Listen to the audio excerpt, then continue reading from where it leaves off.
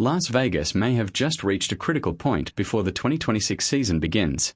The Raiders have already shown they can make noise on the field, but one major question is becoming impossible to ignore. Is this receiving group good enough to support the offense? And now, after a concerning injury to Ashton Jeanty, that question has become even more serious. Before we dive in, smash that subscribe button if you want the fastest NFL updates on the planet. Let's get into what is happening in Las Vegas, because there are multiple moving pieces here, and one of them could force the Raiders to make a major decision very soon. The Raiders came away with a preseason victory over the Houston Texans, but the win did not completely erase the concerns surrounding the wide receiver room. Head coach Klint Kubiak has made it clear that he wants more from his receivers. The group has had opportunities throughout practices and preseason action, but Las Vegas still does not appear to have a clear-cut answer behind its top offensive weapons. And that raises a huge question. If the current receivers cannot separate themselves before roster cuts, does the front office finally go shopping? That possibility is becoming more interesting as the regular season gets closer. The Raiders do have young players who could still change the conversation. Jack Beck, Malik Benson, and Dante Thornton Jr. are all competing for bigger roles, and each has something to prove. But development takes time. The Raiders need production now. Brock Bowers is already one of the biggest weapons on this offense, but relying too heavily on one player can make an offense much easier for defenses to attack. That is why the receiver situation deserves serious attention. And there are veteran options who could potentially become available. One name worth watching is Curtis Samuel. The veteran receiver has accumulated more than 3,600 receiving yards during his NFL career and has experience doing much more than simply lining up outside. He can work from different positions, contribute underneath, and give an offense another flexible weapon. His 2025 season was limited to just 6 games with Buffalo because of injury, so there are obvious questions about his current condition. But if Samuel is healthy, his experience could be valuable for a Raiders team looking for consistency. Then there is Gabe Davis.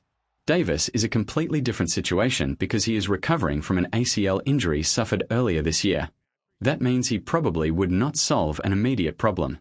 However, if his recovery goes well, he could become an interesting medium-term option because of his size, downfield ability, and previous production. The third veteran is Trey Palmer. Palmer could become available as New Orleans works toward its final roster. What makes him interesting is not just his ability as a receiver. He has also contributed on special teams. For a player trying to earn a roster spot, that kind of versatility can make a major difference. And if Las Vegas believes one of these veterans can bring stability without blocking the development of its young receivers, a move could make sense. But the Raiders have another path. They could go after a player through the trade market. And this is where things get really interesting. One potential name is Kayshon Boutte of the New England Patriots.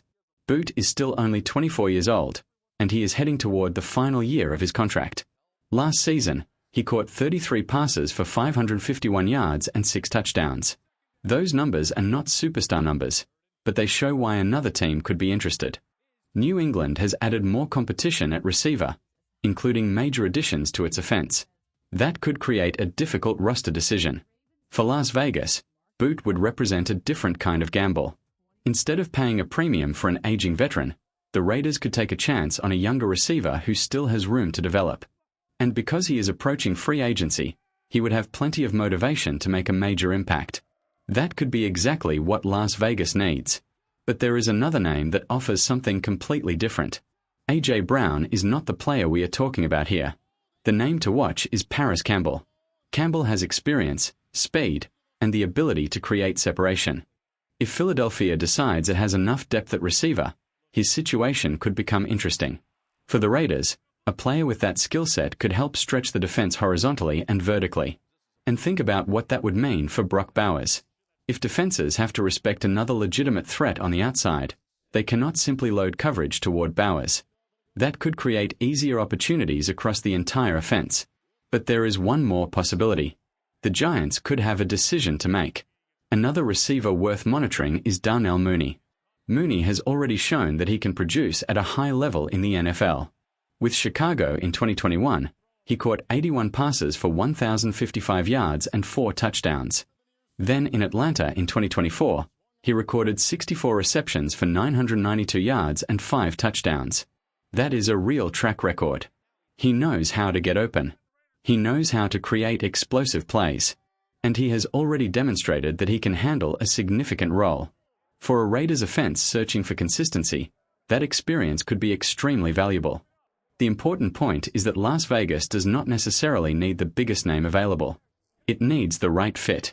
A receiver who can understand Kubiak's system, earn trust quickly, and force defenses to respect another area of the field could make a huge difference. And if the Raiders make that move, the offense could suddenly look much more balanced. But then another problem hit. And this one could be much more serious.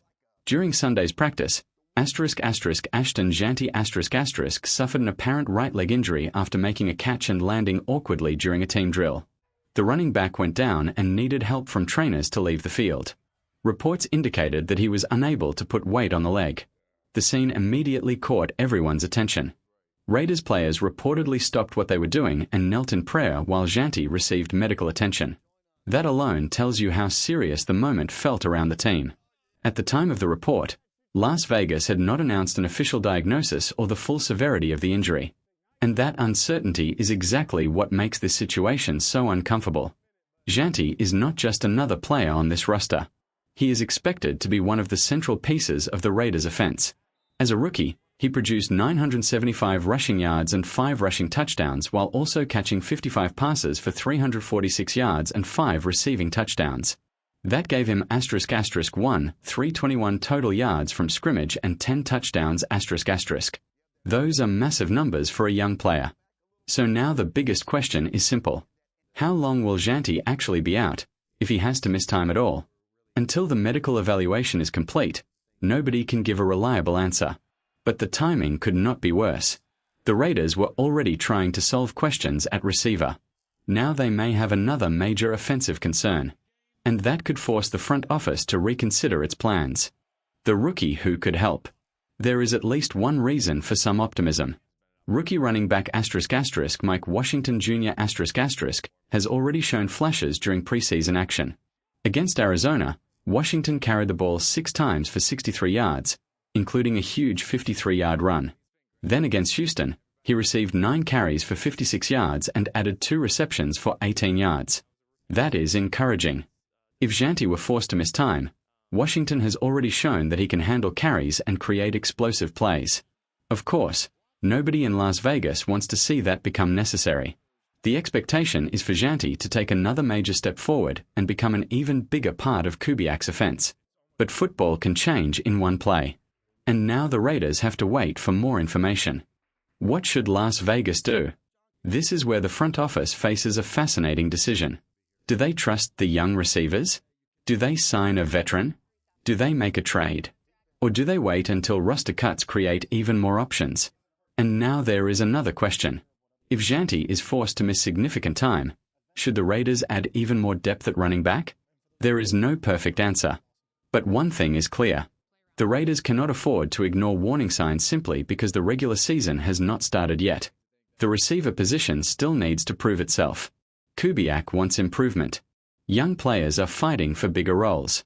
Veteran receivers could become available. Trade targets could emerge. And now the status of Ashton Jeanty has become another major storyline. That makes the next few weeks extremely important for Las Vegas. The Raiders may not need to make a blockbuster move. But if the front office finds the right receiver at the right price, that player could completely change the way defenses approach this offense. And if Jeanty is healthy, the combination of his running ability, Brock Bowers, and an improved receiving group could give the Raiders a much more dangerous attack. So now it's your turn. Should the Raiders sign a veteran receiver, make a trade for an established weapon, or trust the young players already on the roster? And more importantly, ***, how concerned are you about Ashton Jeanty's injury? Drop your answer in the comments. Because the Raiders' biggest offensive decision of the preseason may not be about who starts at receiver. It may be about how this entire offense changes if Jeanty cannot be on the field. The 2026 season has not even begun, and Las Vegas already has some massive questions to answer.